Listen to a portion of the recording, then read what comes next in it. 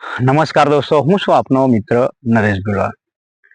દોસ્તો, હું આજે મારી પાછળ તમે જોઈ શકો છો, આ ગ્રાઉન્ડનું કામ ચાલી રહ્યું છે. એ લગભગ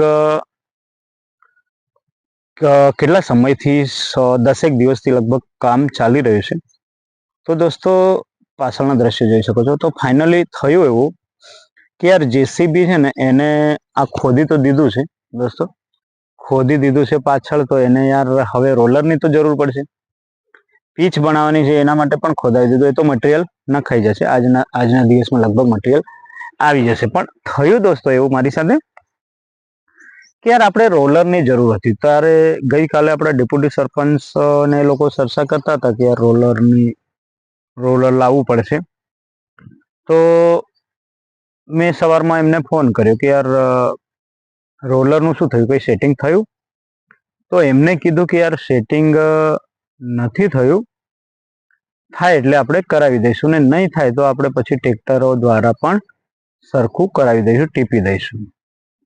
તો મેં મારા એક મિત્રને ફોન કર્યો કે યાર એ મિત્ર મતલબ જેસીબી, એમના પાસે જેસીબી છે અને કોન્ટ્રાક્ટર લાઈનનો વ્યક્તિ છે. એટલે હવે એમના કોન્ટેક્ટમાં સમજી લો રોલર છે, આ તે હશે એમ આપણે જાણીએ, કેમ કે કોના કોન્ટેક્ટમાં કઈ વસ્તુ હોઈ શકે છે. તો આપણે એમનો કોન્ટેક્ટ કર્યો, એમને ફોન કર્યો કે યાર ભાઈ રોલર તમારા કોન્ટેક્ટમાં છે? તો એમને કીધું કે હા, હું તમને થોડી વારમાં ફોન કરું. તો પછી થયું એવું કે યાર આપણે કીધું સારું, વાંધો નહીં, ફોન કરો. તો પછી એમને મૂક્યો. તો પછી મેં આપણા ડેપ્યુટી સરપંચને ફોન કર્યો કે ભાઈ આવી રીતના વાત છે, આપણા એક મિત્રને કીધું છે કે રોલર મળી જશે. તો આપણા ડેપ્યુટી સરપંચે ખૂબ જ સરસ જવાબ આપ્યો, ખૂબ જ સારી વાત કરી કે નરેશભાઈ વાંધો નહીં, તમે બોલાવી લો, રોલરને બોલાવી લો, કે આપણે ડીઝલનું પેમેન્ટ હું તમને કરાવી આપું છું, બીજું પેમેન્ટ આપણું કાર્ય પૂર્ણ થઈ જશે ને આપી દેશું. ખૂબ જ સરસ વાત કરી. પછી થયું એવું કે યાર મેં રાહ જોવી, લગભગ સમજી લો એકાદ કલાક થયો. પછી ફરીથી મેં મારા મિત્રને ફોન કર્યો કે યાર તમારો ફોન ના આવ્યો, એમ શું થયું? રોલરનો કોન્ટેક્ટ થયો? તો પહેલા તો એમને કીધું કે યાર ખોરી પર રોલર પડેલો છે, હું થોડા ટાઈમમાં તમને એમનો નંબર આપું તો અમે ફોન કરીને વાત કરી લેજો. પૈસાનું કન્ડિશન શું છે? મેં કીધું પૈસા મળી જશે. પછી દોસ્તો અડધો કલાક પછી રિટર્ન પાછો કોલ આવ્યો મારા પર કે નરેશભાઈ તમે તમારા સરપંચને કહો કે એ ફોન કરે નિલેશભાઈને, નિલેશભાઈ કરીને કોઈક એમનો કોન્ટેક્ટમાં હશે જેમના પાસે રોલર છે, તો એમને કહો કે એ ફોન કરે તો રોલર મોકલી આપશે. તો યાર હું વિચારમાં પડી ગયો. યાર વસ્તુ સમજો, સામેવાળી વ્યક્તિને જે રોલરનો માલિક છે કે કોન્ટ્રાક્ટર છે, એને પૈસા સાથે મતલબ છે, એના ભાડા સાથે, એની મજૂરી સાથે મતલબ છે, યા સરપંચ સાથે મતલબ છે? તો મેં ફરી ફોન કર્યો મારા ફ્રેન્ડને કે યાર એ વ્યક્તિને મેં આજ વાત કરી કે એ વ્યક્તિને યાર પૈસા જોઈએ છે કે પછી સરપંચ ફોન કરે તો આવે?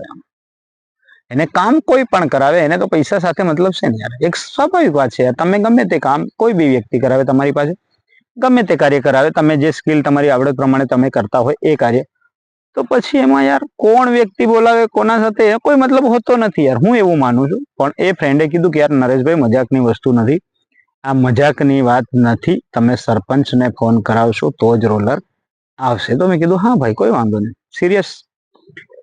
પણ મજાની વસ્તુ એ છે, મેં નથી કીધું હજુ સુધી સરપંચને ફોન નથી કર્યો. હવે મજાની વસ્તુ એ થઈ કે યાર મેં એને કીધું કે યાર એને પૈસાનું કામ છે યા સરપંચનું કામ છે? એને તો પૈસા જ જોઈએ ને. તો કે યાર પૈસા તો એના પાસે ઘણા બધા છે, એ લોકોને પડેલી નથી. મારા ફ્રેન્ડનો જવાબ છે આ કે એ લોકોને પૈસાની પડેલી નથી નરેશભાઈ, તમે સરપંચ કહેશે તો આવે ને, તો એરા ગેરાથી એ વ્યક્તિ ના મોકલે. વાહ યાર, તો ગજબની વાત થઈ ગઈ યાર. મને તો નવાઈ લાગ્યું યાર દોસ્તો.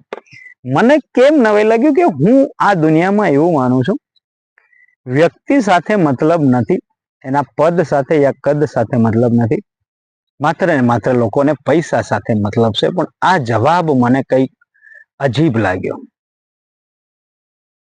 આ જવાબ સાંભળીને યાર મને હસવું આવે કે યાર સામેવાળી વ્યક્તિને સરપંચ ફોન કરીને આવે એના સાથે શું મતલબ શું હશે? એને તો સમજી લો 5,000, 10,000 કે 20,000 જેટલા પણ રૂપિયાનું કામ થાય એને પૈસા જ જોઈએ છે. એ પછી હું બોલાવું, સરપંચ બોલાવે કે કોઈ બીજો વ્યક્તિ બોલાવે, પણ ફ્રેન્ડનું એવું કેવું છે કે એરા ગેરા લોકોથી આવે પણ નહીં, એને પૈસાની પડેલી પણ નથી, એ મોટી પાર્ટી છે. પણ હું એવું કહેવા માંગુ છું દોસ્તો, ગમે તેવી મોટી પાર્ટી હોય, કોઈ પણ વ્યક્તિ હોય, દરેક લોકોને પૈસાની જરૂર છે. દરેક લોકો પૈસા માટે ગમે તે કરવા તૈયાર છે. હા, માત્ર 99.99% લોકો પૈસા માટે કાર્ય કરવા તૈયાર છે, પણ 0.0% લોકો કદાચ આવા નથી. તો દોસ્તો એને પૈસાની જરૂર કદાચ ના હોતી તો આ રોલર પણ ના લાવતો, એ આટલી મોટી પોઝિશન પર પણ ના બેસતો. દોસ્તો મને એવું પર્સનલી લાગે છે. તો જોઈએ છે દોસ્તો, હવે સરપંચ જોડે વાત કરાવીશું યાર. હવે એમને કીધું છે તો સરપંચ જોડે યા ડેપ્યુટી સરપંચ જોડે આપણે વાત કરાવીશું. પણ મને યાર ખૂબ અજીબ લાગ્યું છે આજે, એટલે આજે વિડીયો બનાવ્યો મેં કે યાર આવું પણ હોઈ શકે ખરું, આવું પણ થઈ શકે ખરું. લોકોને સરપંચ સાથે યા કદવાળા વ્યક્તિ સાથે જવું છે, આવું પણ દોસ્તો થઈ શકે ખરું. તમને શું લાગે છે દોસ્તો? આ વિષય પર જરૂરથી કમેન્ટ કરજો. હું તમારી કમેન્ટની રાહ જોઈશ દોસ્તો. આ વિષય પર જરૂરથી કમેન્ટ કરજો, તો મને પણ ખબર પડે કે તમારા મંતવ્યો પણ શું કહેવા માંગે છે, તમે પણ શું કહેવા માંગો છો દોસ્તો. તો ફરીથી મળીશું. બાય બાય દોસ્તો.